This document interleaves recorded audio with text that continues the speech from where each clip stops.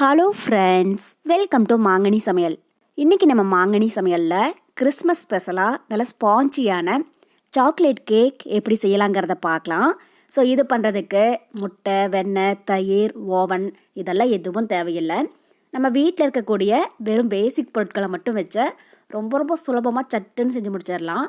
Cake அப்படியே நம்ம பேக்கரியில் வாங்குற மாதிரியே நல்லா சாஃப்டாகவும் ரொம்ப ரொம்ப டேஸ்ட்டாக இருக்கும்.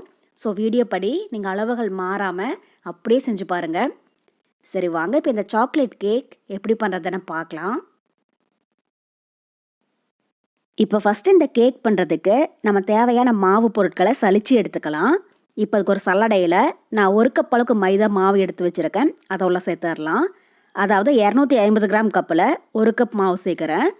இப்போ இது கூடவே 1/4 கப் அளவுக்கு கோகோ பவுடர், அப்புறம் 1 டீஸ்பூன் பேக்கிங் பவுடர், கூடவே 1/2 டீஸ்பூன் பேக்கிங் சோடா இதெல்லாம் சேர்த்துட்டு இப்போ இதை எல்லாத்தையுமே நல்லா சலிச்சு எடுத்துக்கோங்க.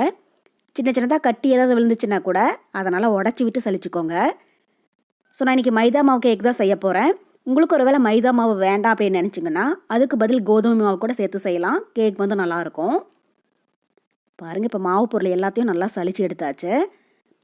இப்போ ஒரு கரண்டி வச்சு இதை நல்லா மிக்ஸ் பண்ணி விட்டுக்கோங்க. பாருங்கள், இந்த மாதிரி.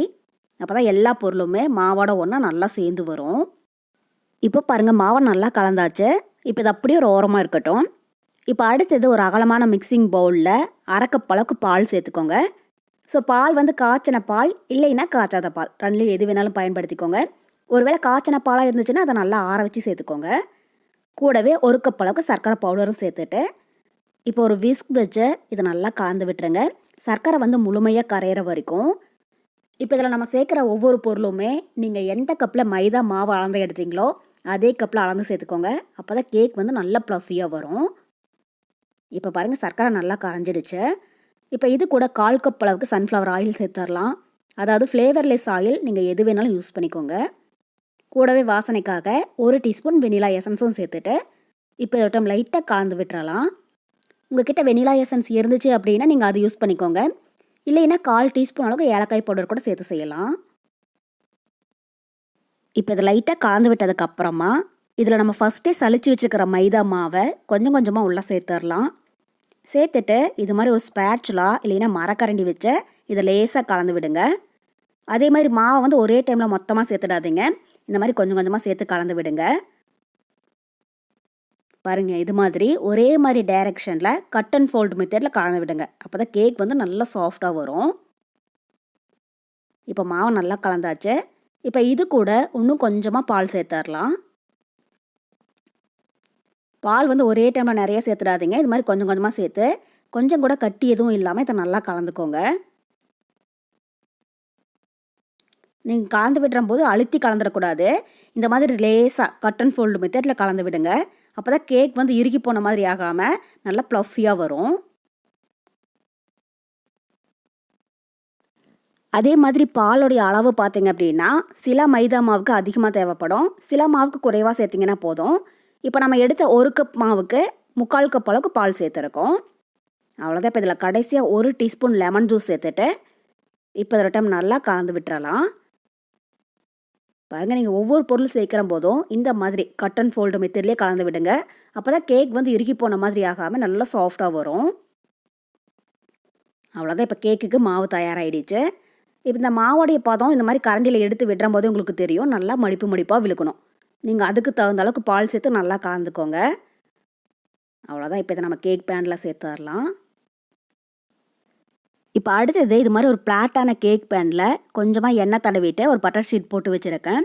உங்கள் கிட்டே பட்டர் ஷீட் இருந்துச்சுன்னா நீங்கள் அது யூஸ் பண்ணிக்கோங்க. இல்லைன்னா சுற்றியுமே கொஞ்சமாக மைதா மாவு தூவி விட்டுருங்க. அப்போ தான் கேக் பேனில் ஒட்டாமல் ஈஸியாக டீமோல்ட் ஆகி வரும். அவ்வளோதான். இப்போ இதில் நம்ம ரெடி பண்ணி வச்சுருக்க கேக் மாவை உள்ளே சேர்த்துடலாம். ஸோ நீங்கள் எந்த கேக் பேன் யூஸ் பண்ணிங்கனாலும் கேக் பேட்டரை பாதியிலேருந்து 3/4 வர்ற மாதிரி பார்த்துக்கோங்க. இது வேகிற போது நமக்கு நல்லா வெந்து டபுள் மடங்காகி வரும். இப்போ கேக் மாவை உள்ளே சேர்த்துட்டு இது லைட்டாக டேப் பண்ணி விட்டுறலாம். அப்போ தான் உள்ளே இருக்கிற ஏர் பபுள்ஸ் எல்லாம் வெளியில் வரும். பாருங்கள், இது மாதிரி. அவ்வளோதான். இப்போ இதை நம்ம பேக் பண்ணிடலாம். இப்போ அதுக்கு ஒரு அடிகனமான கடாயில் 1 இன்ச் அளவுக்கு உப்பு சேர்த்துட்டு இதை ஹை ஃப்ளேமில் ஒரு 10 நிமிஷம் நல்லா ஹீட் பண்ணியிருக்கேன். இப்போ இந்த மாதிரி நல்லா ஹீட் ஆனதுக்கப்புறமா நம்ம ரெடி பண்ணி வச்சுக்கிற கேக் பேனை உள்ளே வச்சிடலாம். நீங்கள் இந்த மாதிரி கடாயில் வைக்கிறதா இருந்தாலும் வைங்க, இல்லைன்னா குக்கரில் கூட பேக் பண்ணிக்கலாம். இப்போ கேக் பேனை உள்ளே வச்சுட்டு ஒரு மூடி போட்டு மூடி வச்சிடலாம். இது மீடியம் ஹீட்டில் 40லேருந்து 45 நிமிஷத்துக்கு நல்லா வேகட்டும். அதுக்கப்புறமா எப்படி இருக்குன்னு பார்க்கலாம். அதுக்கு முன்னாடி இடையில அடிக்கடி ஓப்பன் பண்ணாதுங்க, கேக் வந்து ப்ளஃபியாக வராது. 25 நிமிஷத்துக்கு அப்புறமா மட்டும் எப்படி இருக்குன்னு ஓப்பன் பண்ணி பாருங்கள். பாருங்கள், இப்போ 25 நிமிஷம் போல் ஆகியிருக்கு. இப்போ மூடி ஓப்பன் பண்ணிவிட்டு இதுக்கு மேலே டெக்கரேஷன் பண்ணுறதுக்காக கொஞ்சமாக முந்திரி பாதாமை கட் பண்ணி வச்சுருக்கேன், அதை மேலே வச்சிடலாம். பாருங்கள், இது மாதிரி. இது வந்து சும்மா ஒரு அலங்காரத்துக்காக தான், நீங்கள் விருப்பப்பட்டால் வச்சுக்கோங்க, இல்லைனாலும் பரவாயில்லை. இப்போ பாதாம் பருப்பு வச்சுட்டு திரும்பவும் கடாயோடைய மூடி போட்டு மூடி இன்னும் ஒரு 20 நிமிஷத்துக்கு நல்லா பேக் பண்ணிவிடுங்க. அதுக்கப்புறமா எப்படி இருக்குன்னு பார்க்கலாம். ஸ்டவ் வந்து கையில் வச்சிடக்கூடாது, மீடியம் ஃப்ளேமில் மட்டும் இருக்கட்டும். பாருங்கள், இப்போ கரெக்டாக 45 நிமிஷம் போல் ஆகியிருக்கு. நம்ம மூடி ஓப்பன் பண்ணி பார்க்கலாம். இப்போ கேக் வெந்துருச்சான பார்க்குறதுக்கு சென்டரில் ஒரு டூத் பிக் இல்லைன்னா கத்தியை உள்ளே விட்டு பாருங்கள். டூத் பிக்கில் கொஞ்சம் கூட கேக் ஒட்டாமல் கிளியராக வந்துச்சு அப்படின்னா கேக் வெந்துருச்சுன்னு அர்த்தம். ஒருவேளை லைட்டாக ஒட்டுச்சு அப்படின்னா திரும்பவும் மூடி போட்டு மூடி ஒரு 5 நிமிஷம் பேக் பண்ணிவிடுங்க, கேக் வந்து நல்லா வெந்துடும். இப்போ இந்த கேக் வந்து நமக்கு நல்லா வெந்து வந்துடுச்சு. இப்போ தான் நம்ம வெளியில் எடுத்துடலாம். வெளியில் எடுத்துகிட்டு இதை முழுமையாக ஆற விட்டுருங்க. கேக் நல்லா ஆறுனதுக்கப்புறமா நம்ம இதை வெளியில் எடுத்துடலாம். இப்போ கேக் நல்லா ஆறிடுச்சு. ஒரு கத்தி வச்சு ஓரங்களை எல்லாம் லைட்டாக எடுத்து விட்டுட்டு இதை நம்ம வெளியில் எடுத்துடலாம். பாருங்கள், இது மாதிரி. அப்போ தான் கேக் வந்து ஈஸியாக டீமோல்ட் ஆகி வரும். இப்போ மேலே ஒரு பிளேட்டை கவிழ்த்திட்டு இதை அப்படியே திருப்பிடுங்க. இப்போ கேக் பேனை வெளியில் எடுத்துகிட்டு மேலே இருக்கிற பட்டர் ஷீட்டையும் ரிமூவ் பண்ணிவிடுங்க. நீங்களே பாருங்கள், கேக் வந்து எவ்வளோ நல்லா சாஃப்டாக ப்ளஃபியாக வந்திருக்கு அப்படின்ட்டு. இதனுடைய டேஸ்ட்டும் அப்படியே நம்ம பேக்கரியில் வாங்குற மாதிரியே அவ்வளோ ரொம்ப நல்லாயிருக்கும். நீங்கள் விருப்பப்பட்டீங்கன்னா இதை 2-3 லேயராக கட் பண்ணிவிட்டு மேலே விப்பிங் க்ரீம் போட்டு கூட டெக்கரேஷன் பண்ணிக்கோங்க. அப்படியே நம்ம பேக்கரியில் வாங்குற கேக் மாதிரியே இருக்கும். நான் வந்து இன்றைக்கி ப்ளைன் கேக்கை தான் செஞ்சுருக்கேன். இப்போ தான் நம்ம கட் பண்ணிடலாம். அவ்வளோதான். இப்போ நம்ம சாக்லேட் கேக் ரொம்ப ரொம்ப சூப்பராக தயாராகிடுச்சு.